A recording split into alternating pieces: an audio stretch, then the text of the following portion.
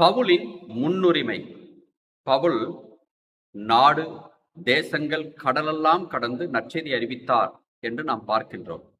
அவர் யாருக்கு நற்செய்தி அறிவித்தார் என்ற கேள்வி எழுகின்ற பொழுது, ஏற்கனவே நற்செய்தி அறிவிக்கப்பட்ட மக்களுக்கு நற்செய்தி அறிவித்தாரா, அல்லது புதிதாக மக்களுக்கு நற்செய்தி அறிவித்தாரா? நிச்சயமாக பவுல் சொல்கின்றார், புதிதாக கிறிஸ்துவை அறியாத மக்களுக்குத்தான் நற்செய்தியை நான் அறிவித்தேன், அதற்குத்தான் முன்னுரிமை தருகின்றேன் என்று சொல்கின்றார். ஏன் அவ்வாறு அவர் சொல்கிறார் தெரியுமா? ஏற்கனவே கிறிஸ்துவை பற்றி அறிவை வளர்த்து கொண்டவர்கள், நற்செய்தியை தெரிந்து கொண்டவர்கள் ஒரு வகையில் கிறிஸ்துவை அறிந்து கொண்டார்கள். அவர்களுக்கு மீட்பு வந்து சேர்ந்து விட்டது. இதற்கு மேல் அவர்கள் குழந்தைகள் இல்லை. அவர்களது ஆன்மீகத்தை அவர்கள் பார்த்து கொள்ளக்கூடிய ஓரளவு மனப்பக்குவத்திற்காவது அவர்கள் வந்து விட்டார்கள். கிறிஸ்துவை போற்றி புகழ்ந்து அவர்கள் மீட்பை பெற்று விட்டார்கள்.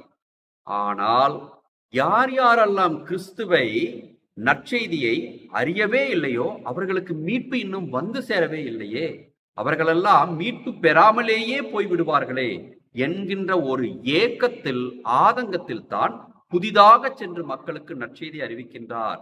அதற்கு நான் முன்னுரிமை தருகின்றேன் என்றும் அவர் சொல்கின்றார். இந்த ஒரு விதத்தில் பார்க்கும் பொழுது மிகவும் நல்லதே. இதற்காக இந்த மக்களையும் அவர் விட்டுவிட்டாரா என்று கேட்டால் இல்லை.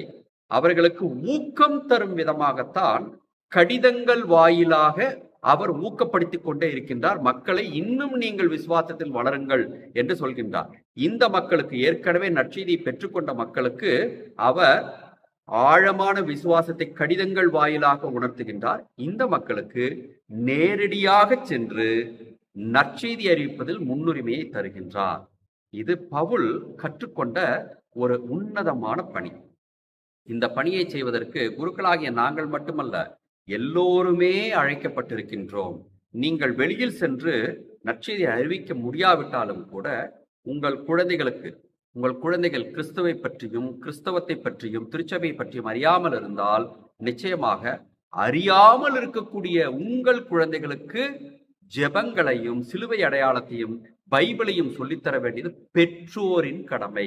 அப்படி செய்யும் பொழுது பவுல் சொன்னார் அல்லவா, நற்செய்தியை தெரியாதவர்களுக்கு நற்செய்தி அறிவிப்பது என் முன்னுரிமை என்று. அப்படித்தான் உங்கள் குழந்தைகள் நற்செய்தியை அறியாமல் இருக்கிறார்கள், அவர்களுக்கு முன்னுரிமை தந்து நீங்கள் நற்செய்தியை அறிவிக்கிறீர்கள் என்று.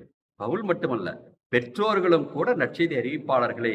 முன்னுரிமை யாருக்கு தர வேண்டும் என்பதை இந்த நாளில் உணர்ந்து கொள்ளுங்கள்.